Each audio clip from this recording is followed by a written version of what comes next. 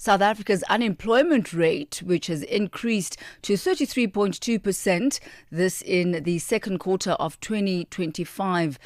This is a rise from 32.9% that was recorded during the first quarter of the year. The country's statistics agency says the number of unemployed persons grew by 140,000, and that brings the number to 8.4 million South Africans who are now unemployed, while the number of employed persons increased by 19,000 to 16.8 million. Meanwhile, Nkosinathi Mahlangu, who is the head of youth employment portfolio at Momentum Group, says unemployment statistics highlight the acute challenges that are faced by South African youth, and this is in comparison to their global peers. To help us unpack this further this afternoon, we are joined by Nkosinathi Mahlangu, head of youth employment portfolio at Momentum Group. A very good afternoon to you and welcome to Africa in Business. Good afternoon, Thami, and greetings to all the listeners. So what would be your reaction to the second quarter unemployment rate? It has worsened by 0.3 of a percentage point and is now sitting at 33.2. Was this somewhat expected?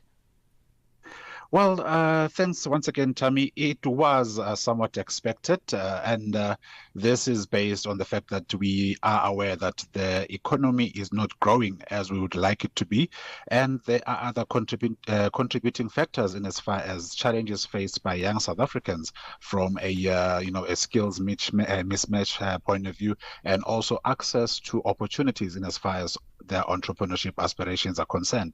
So that 0.3 increase was expected. However, the question still remains in terms of where to from here. Certainly. I mean, as you've highlighted, these numbers do show that South Africa continues to grapple with one of the highest unemployment rates in the world. How is the country faring, though, in comparison to the rest of the world? It's quite an interesting view because, when you look at today's statistics of over 45% of unemployed youth, and then you look at other developing countries, especially in the BRICS group, like your Brazil and your India, they are like 20% and below. And one would definitely want to find out in terms of how can we bridge that gap and what are those other developing countries getting right in as far as getting their youth unemployment stats at the bare minimum compared to where we are. But I think it's also looking in terms of what can South Africa do differently, whether it's from the corporate side of things and in terms of the interventions that are already available that can also help us dent this unemployment rate. I must say, Mr. Mahlangu, the issue of youth unemployment and also, women unemployment has been an Achilles heel for the country for an extended period of time. So what is it that the country is not getting right? Is it a misdiagnosis? What really is at the heart of this problem? I think it's more of, we do have policies and plans in place. However, at the implementation thereof, that's where we tend to fall short. When you're looking at the institutions of higher learning, for instance, we always get young people graduating with qualifications that might not, be in demand in as far as the economic demands are concerned. And this is where now we need to bridge those gaps in terms of what does the economy of South Africa need in as far as skills are concerned. And again, critical skills that we always talk about on an annual basis. How can we put our finger on the pulse to know what critical skills do we need per sector, whereby we can now go back into these institutions of higher learning to say, let us channel our young people through these qualifications so that they have a job or some form of economic activity on the other side of the intervention. So I think we just need to work a little bit more closer from the business sector, the economic sectors, and the institutions of higher learning in general. If we look at the numbers, the unemployment rate for women was at 35.9%. For men at 31.0%. That's a gap of 4.9 percentage point. If we look at the youth aged between 15 and 34, that's standing at 43.9%. Why does there seem to be a delay in connecting the dots that you've highlighted now? A match between the necessary skills and what young people are actually being capacitated with at institutions of higher learning? Yeah, those numbers, Tammy, they are a true reflection, number one, of the South African population. We are a predominantly youth and a predominantly female country. So, which means our interventions should also be intentional in as far as advancing the economic aspirations of women and also having youth focused initiatives whereby we know that which areas of the economy can we ring fence for young talent, young market entrance, and also looking at entrepreneurship differently, because currently most instances entrepreneurship has tackled through a one size fits all approach, which is where we're getting it wrong. So we just need to tailor make entrepreneurship interventions and also look in terms of how are we upskilling young people with the skills that are in demand, and how do we bring corporate South Africa into this equation in as far as allowing them to champion their respective sectors to say these are the key areas where we can get young people and females as well empowered through economic activity opportunities. So we just need a much more centralized, much more focused approach that can take us out of this quagmire.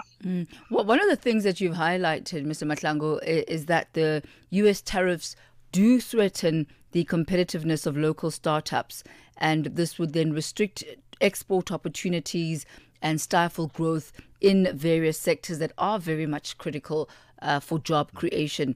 What impact are these international trade measures having on the broader youth employment landscape? Yeah, the tariffs, especially the U.S. Tariffs, to be specific, has been, a bit of a tough one when you look at, what we had in place already through the African Growth and Opportunity Act. And one would think in terms of how would these tariffs now affect AGOA, and looking at a sector like agriculture, where we also, trying to encourage young people to go into agriculture in as far as their entrepreneurship pathway is concerned. We're also thinking now these are the sectors that would create more entry-level jobs for also the youth and the female participants to be actively involved. So when you look at these tariffs now in terms of how will they negatively affect, number one, economic growth within the specified sector and the employment opportunities that might be lost in the process, because now businesses will look in terms of how do I still stay afloat as a business, and tapping into new market or accessing new markets. It's another challenge because now the global sphere is very much competitive, so it wouldn't be an easy plug and play as one would think. So we have quite a mountain to climb, but I think it's all about having a plan and being intentional in terms of how do we navigate our way out of this sticky situation.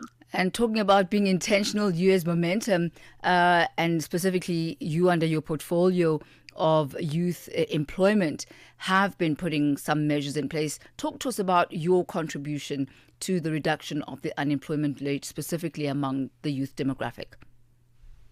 It's been quite an interesting and a learning journey for the Momentum Group Foundation, whereas for the past 7 years, we have embarked on the youth employment and entrepreneurship strategy, where we're working with a number of institutions, from your training institutions to your non-profit institutions, in terms of getting young people upskilled with skills that will land them into jobs at the end of the intervention. And all this is also, research-led in as far as getting those insights to understand where in the economy can we plug in and who to partner with.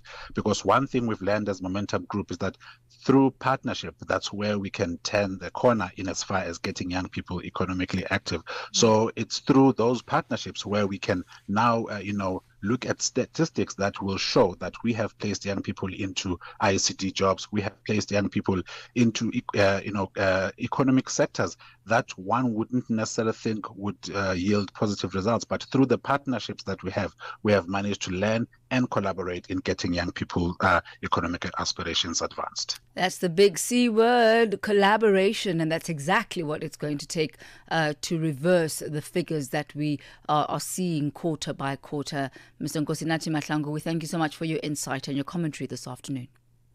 It's an absolute pleasure. Thank you, Thami. Thank you, sir. He's the head of youth employment at Momentum Group. He takes us to exactly 22 minutes after 4 p.m.